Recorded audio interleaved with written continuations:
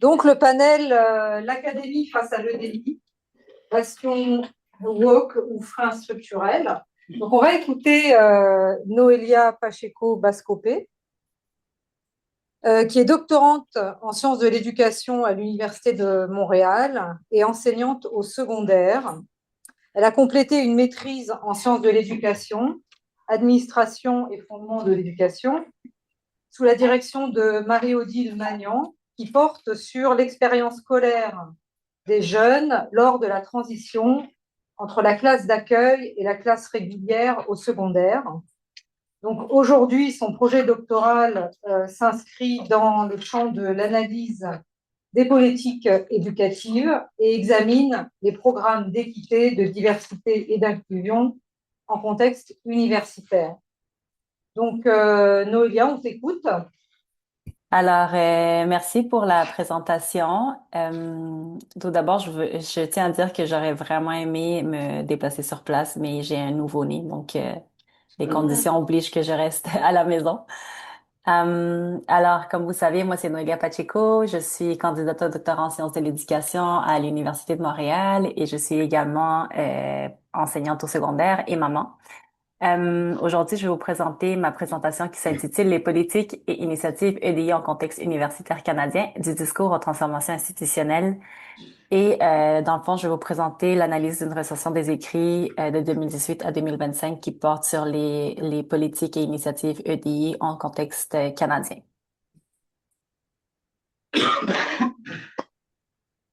Le plan de ma présentation est le suivant. Je vais d'abord vous présenter le contexte et la problématique, la méthodologie. On va passer à la partie centrale qui sont les résultats, les pistes d'action et on va terminer avec la conclusion.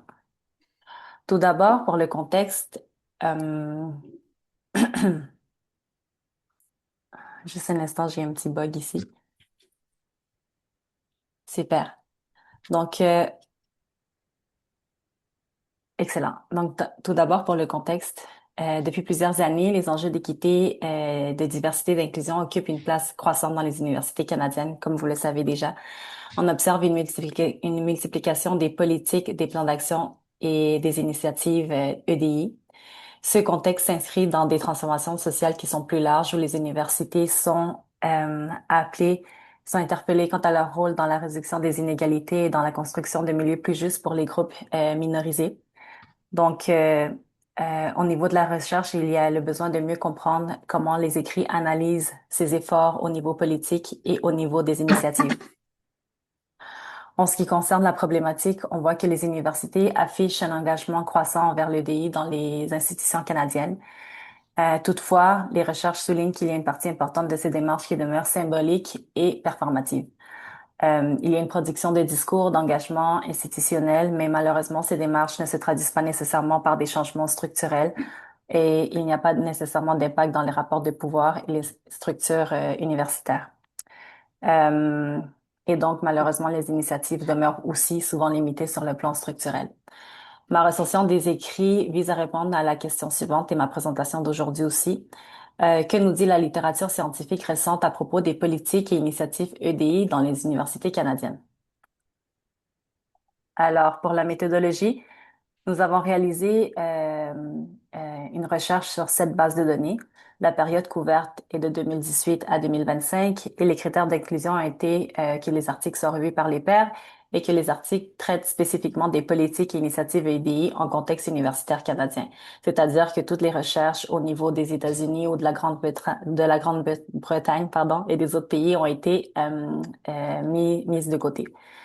Au total, nous avons repéré 17 documents, dont 14 articles ont été retenus. Et il y a 4 thèmes transversaux que nous avons repérés à travers les 14 articles qui ont été retenus. Passons maintenant aux résultats. Tout d'abord, le premier résultat concerne les définitions institutionnelles de l'EDI. On peut voir que dans les documents politiques, les définitions d'équité, de diversité et d'inclusion sont floues et parfois assez vagues et sont utilisées de manière interchangeable.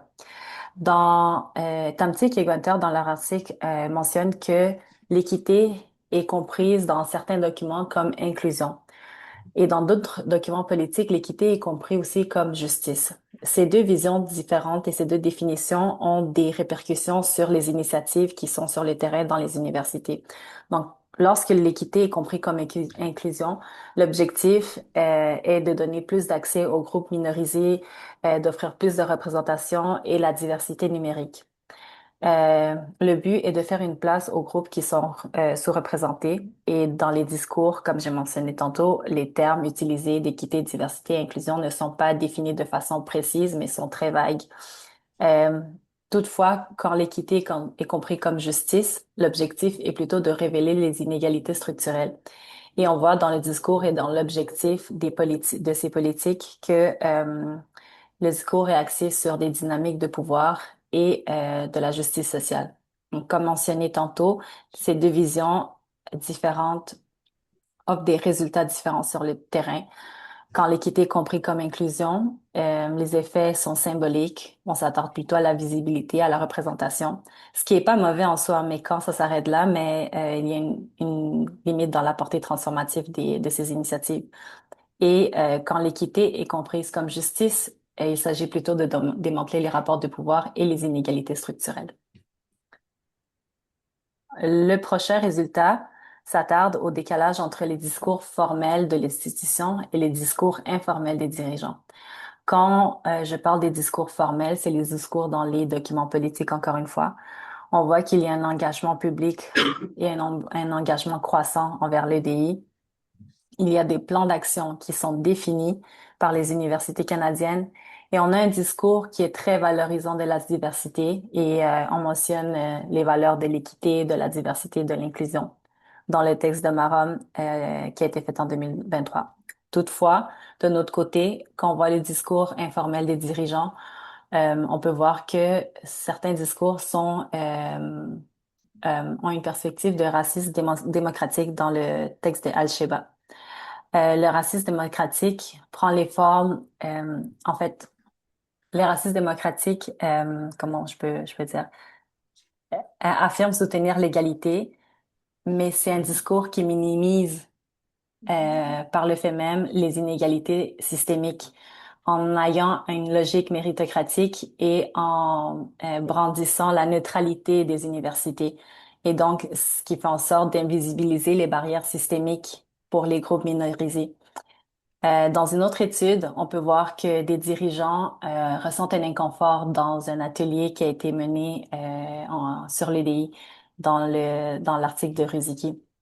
L'écart entre les discours formels et les discours informels fait en sorte que on peut voir que les universités adoptent pour la majorité des actions performatives. Donc, c'est un terme qui a été utilisé par Marom en 2023 dans son article. Et les actions performatives, en quoi ça consiste? C'est que il s'agit d'actions de façade qui n'ont pas de réel impact sur les structures de fond et donc qui limitent le changement transformatif. Ensuite, un autre résultat, nous avons recensé deux types d'initiatives. Pour le premier type d'initiative EDI en milieu universitaire canadien, on peut voir que c'est en lien avec les politiques et le côté administratif. Excusez-moi, j'ai un nœud dans la gorge, je vais juste enlever mon micro rapidement.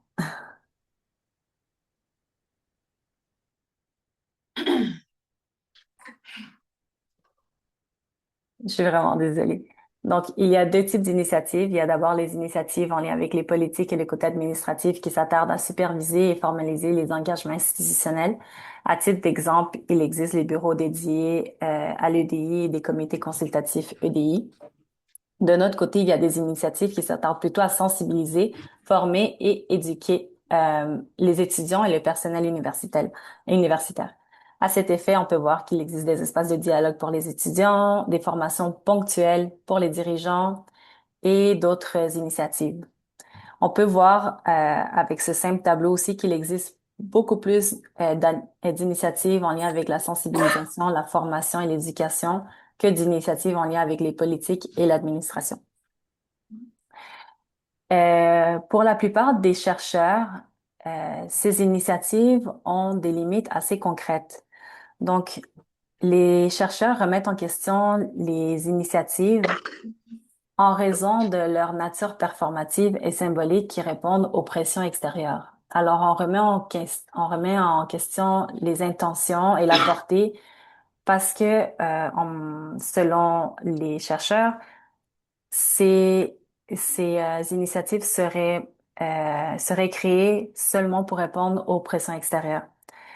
Une autre limite serait que au lieu de promouvoir un changement transformatif, un changement, une réforme des universités, ces initiatives seraient adoptées dans une perspective d'un changement plutôt normatif, donc qui viendrait limiter le changement en profondeur des institutions.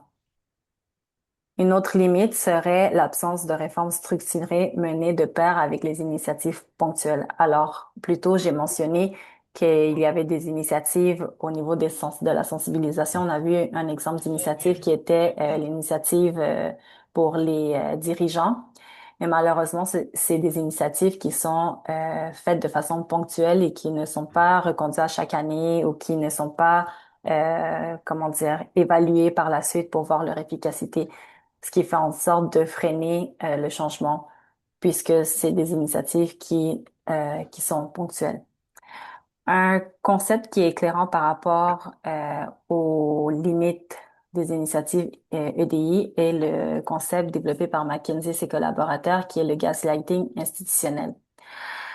Pour McKinsey, le gaslighting institutionnel, qu'est-ce que ça veut dire? C'est que les universités freinent, diluent ou neutralisent les initiatives EDI dans leur campus. Concrètement, quelles formes peuvent prendre le gaslighting institutionnel? C'est le ralentissement volontaire des procédures liées à la mise en place des initiatives EDI. C'est la remise en question de la démarche scientifique des projets en lien avec l'EDI. C'est une certaine fermeture institutionnelle que les acteurs rencontrent sur le terrain et une pression sociale et une marginalisation des acteurs en faveur de l'EDI.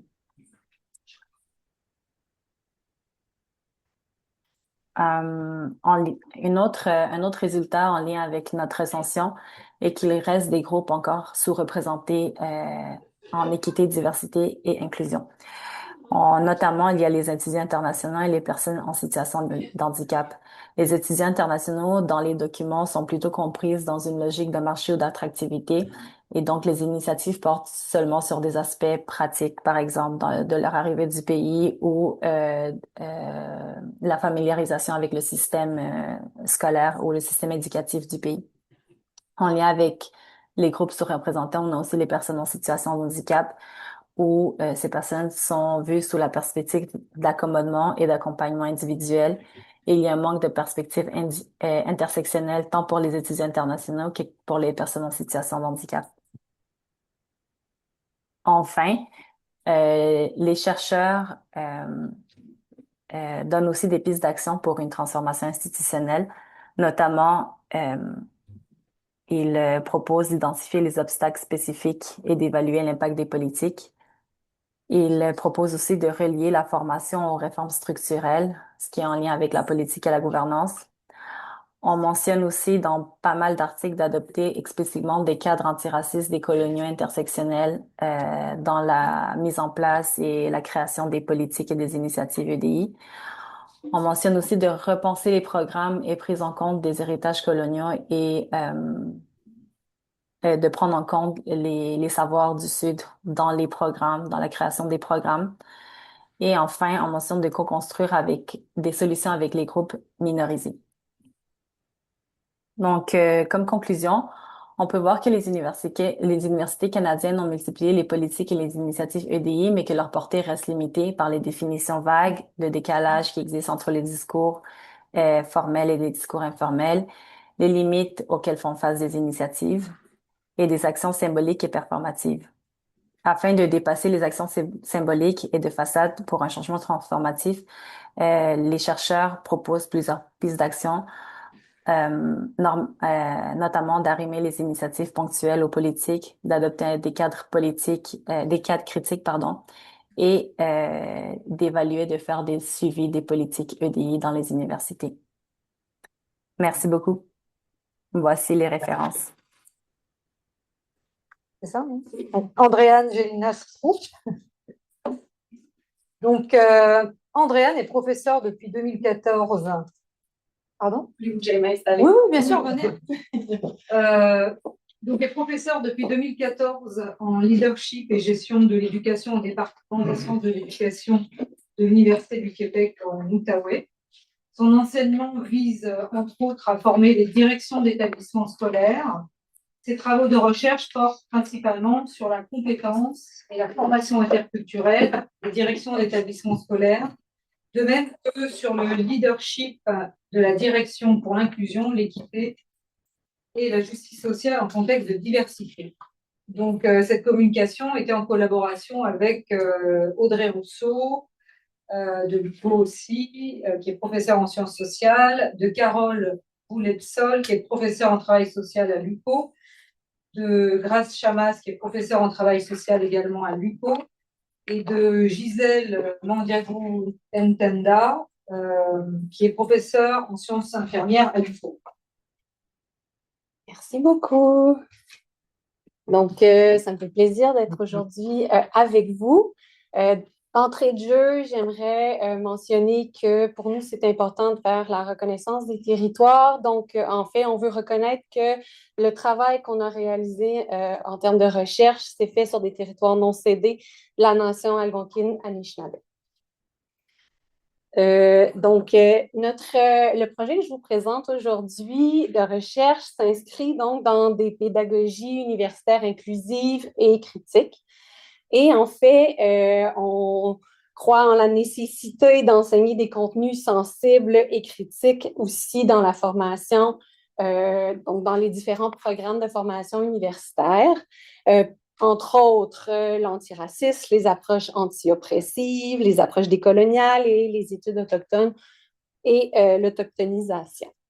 Donc, en fait, les personnes qui ont été présentées dans notre groupe de recherche, on sentait le besoin de partager nos expériences dans notre contexte d'enseignement qui, selon notre perception, était marqué par des résistances étudiantes, des pressions institutionnelles et un climat sociopolitique polarisé, ce qu'on retrouve aussi dans la littérature. Donc, on se sentait isolé et peu soutenu. Donc, il y a eu à ce moment-là notre centre de pédagogie universitaire qui a fait un appel à proposition de projet. Donc, on a constitué une équipe interdisciplinaire. Donc, on est là des professeurs, comme vous pouvez le voir, là, de sciences sociales, travail social, sciences de l'éducation. Et nous avons reçu là, 15 000 pour réaliser une petite recherche là, dont l'objectif est la suivante. Donc, c'était de connaître et de documenter de façon exploratoire les défis, les stratégies, les innovations, les besoins rencontrés par le personnel enseignant de notre université, donc à l'UQO, qui sont racisés ou non racisés, en matière de contenu et approche pédagogique critique qui soutiennent touchent donc au racisme, à l'antiracisme et aux approches anti-oppressives et décoloniales. Et en fait, notre recherche s'inscrit dans une posture critique et constructiviste. Donc, on a utilisé un devis de recherche qualitative exploratoire. Notre échantillon, ce sont les professeurs et chargés de cours à l'Université du Québec en Outaouais et qui enseignent donc des contenus critiques depuis au moins les 5 dernières années. D'accord? On a également reçu une approbation éthique pour mener la recherche et sur le plan éthique, on s'est beaucoup questionné sur notre positionnalité puisque, en fait, nous sommes participants et chercheurs. Donc, c'est important de vous le dire. Donc, on a pris des mesures dans notre dispositif pour essayer d'atténuer ce conflit-là, en fait, ce double chapeau. Aussi, on s'est beaucoup questionné sur notre positionnalité en tant que personne racisée et non racisée dans l'équipe de recherche. Donc, la collecte de données s'est faite à l'hiver 2025. Nous avons fait 2 groupes de discussion. Nous avons 11 participants, donc 11 personnes participantes. Les groupes de discussion étaient de 90 minutes chacun. Et nous avons aussi passé un questionnaire sociodémographique. Entre autres, les personnes chercheurs n'ont pas fait les groupes de discussion avec les autres participants. C'était, entre autres, une des façons de ne pas tenter d'influencer nos collègues qui nous voyaient comme chercheurs, mais aussi membres d'un groupe de discussion. Donc, on a fait ça séparément. On a utilisé l'analyse thématique, la codification avec NVivo. Et bon, il y a des limites, vous voyez, on a 11 personnes participantes. Il y a une sous-représentation des personnes chargées de cours. Je vais présenter les participants ensuite. C'était en ligne, donc ça crée quand même une certaine distance. Et on enregistrait. Donc, évidemment, ça peut causer certains biais. Et évidemment, bien, on touchait des thématiques sensibles. Donc, nous avions 64 de femmes, 27 d'hommes, 9 autres, majoritairement âgés de 41 ans à 50 ans, pardon. 64 de personnes blanches, 36 de personnes racisées, 3 personnes nées à l'extérieur du Canada. Et dans nos expériences, 73 étaient professeurs, 27 donc tout à l'heure, la limite, 27 des personnes chargées de cours, avec des profils variés là, en termes d'expérience. Et puis, les départements qui ont répondu à l'appel sont surtout travail social, sciences sociales, éducation. Donc, on a relevé plusieurs défis, donc, comme je l'ai mentionné tout à l'heure, dans nos objectifs. Donc, parmi les défis que l'on a recensés, il y a les défis qu'on appellerait dynamique de classe. Donc, les résistances, par exemple, étudiantes. Donc, des résistances qui se traduisent par des attitudes un peu défensives ou des réactions émotionnelles face au contenu qui est présenté. Ensuite, il y a aussi un défi sur les rapports majoritaires-minoritaires, donc de ne pas vouloir non plus surexposer des personnes, des groupes minorisés lorsqu'on traite un contenu qui pourrait les toucher. La prise de risque pédagogique aussi, donc se placer en position de vulnérabilité en termes de comme professeur ou chargé de cours. Donc, d'autres défis portent aussi sur les conditions d'enseignement. Donc, on a relevé là, parmi les propos dans les groupes de discussion une forte charge émotionnelle et une fatigue pour certaines personnes, puisqu'elles ont l'impression que ça repose toujours sur les épaules des mêmes ressources enseignantes d'enseigner les cours dont les contenus sont critiques. Se sentir isolé professionnellement aussi. Certains programmes offrent un seul cours dans donc un département ou une faculté. Donc, il n'y a pas notre projet de décloisonne, on est multidisciplinaire, mais lorsqu'on travaille, on travaille davantage par département ou faculté. Et on a constaté là, le manque de ressources qui est adapté aussi. Là, donc, c'était des défis qu'on retrouve. Vous allez voir, il y a beaucoup de défis. On a été plus volubile là-dessus. Donc, l'accessibilité et l'engagement, maintenant, en termes de défis, on voit un écart entre les volontés et les moyens. Donc, il y a quand même une volonté là, de décoloniser les contenus, diversifier les savoirs, les formats, donc avoir différents textes, mais ça reste quand même là, un défi de vouloir faire ça, donc la volonté, mais de pouvoir réellement le faire. Ensuite, susciter l'esprit critique sans culpabilisation, donc ça demande un doigté, de rendre visibles les rapports de pouvoir aussi, c'est complexe, composer avec la résistance étudiante et les effets différenciés. Le temps avance, accessibilité et engagement toujours, donc on a vu qu'il y avait un manque de ressources, mais plus spécifiquement aussi en français pour l'enseignement des cours. Une faible intégration des approches critiques dans les programmes. Donc, ce qu'on voit là, c'est ce que je mentionnais là, tout à l'heure, c'est pas transversal. Donc, ça va reposer sur un ou deux cours. Une charge de travail qui est invisible, hein, justement, s'il n'y a pas de matériel, tout monter ce matériel-là, mais on ne le reconnaît pas comme étant une charge supplémentaire pour les personnes qui enseignent ces cours-là.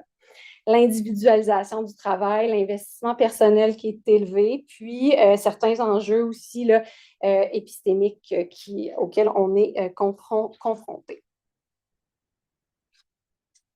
Il y a quand même de l'espoir pour ces défis. Donc, on a relevé quelques stratégies pédagogiques qui sont mises en place. Donc, en fait, là, il y a beaucoup la valorisation des savoirs expérientiels. Je pense que c'est ce matin où on parlait de témoignage. Donc, effectivement, c'est une stratégie qui est utilisée dans plusieurs cours qui semble fonctionner. Création d'espaces sécuritaires aussi ou courageuses, diront certains autres auteurs. d'utiliser les approches davantage participatives, collaboratives, et essayer de faire le décentrer finalement des savoirs dominants. En termes d'innovation, maintenant, on a souligné donc le fait d'utiliser la pédagogie ou des pédagogies de la conscientisation, partage de la responsabilité pédagogique avec les personnes étudiantes, entre autres, le travail sur les émotions, les affects, donc parler des inconforts dans le cadre du cours, se donner une place pour parler des émotions, de ce qu'on ressent, des résistances aussi, et développer aussi des pratiques dites situées. On a évidemment soulevé que nous avions des besoins, donc cette idée de sortir de l'isolement, d'avoir accès à des ressources en français. Donc, on voit des défis deviennent des besoins finalement. Un espace d'échange entre collègues, donc se créer ces lieux-là où on peut partager.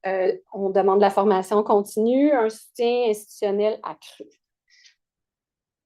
Donc, on voit que dans nos résultats, l'enseignement de contenu critique, anti-oppressif génère une charge de travail émotionnel et c'est un travail aussi politique en soi. Donc, en fait, on a retenu des tensions qui existent entre, là, ça rejoint un petit peu la présentation précédente, une mission de l'université qui devrait être critique, mais en fin de compte, on voit qu'il y a beaucoup de contraintes institutionnelles pour faire vivre cette mission-là. On ressent qu'il y a des inégalités aussi, donc il y a une charge accrue pour les personnes aussi racisées qui enseignent les contenus critiques et anti-oppressifs. Et ce qui peut faire en sorte que ça comporte certains risques, comme la délégitimisation des savoirs critiques ou un isolement des personnes enseignantes. Donc, il est important de défendre la liberté académique et de soutenir ces pédagogies critiques. Donc, en fait, le travail qu'on a fait s'est soldé par un rapport qu'on a remis au Centre de pédagogie universitaire, mais aussi aux instances de l'université. Donc, on recommande, on a fait 6 recommandations à notre université. Donc, la première recommandation, c'est les espaces d'échange.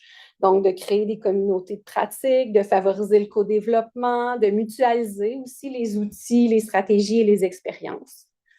En termes de ressources pédagogiques, de développer et de collectiviser. Donc, autant développer du matériel en français, de développer et d'avoir accès à des outils critiques et de réduire la dépendance aux ressources là, anglophones. Ensuite, la troisième recommandation porte sur la conscientisation institutionnelle, donc de former la communauté universitaire au racisme systémique, à la colonialité, et d'intégrer ces enjeux-là de façon davantage transversale. La quatrième recommandation est la formation continue, donc d'offrir des formations spécialisées, des espaces réflexifs, de soutenir le développement professionnel continu, entre autres par le mentorat. Sur le plan de la liberté académique, c'est sûr qu'on s'attend à être protégé comme enseignant. De reconnaître les risques associés au contenu critique et puis d'assurer là, un cadre institutionnel qui est sécurisant. Et la dernière recommandation est le soutien à la mise en œuvre de communication transparente, un engagement institutionnel qui est davantage clair, des suivis des actions, puis une responsabilisation collective. Donc, je vous remercie pour votre attention et voilà. Merci.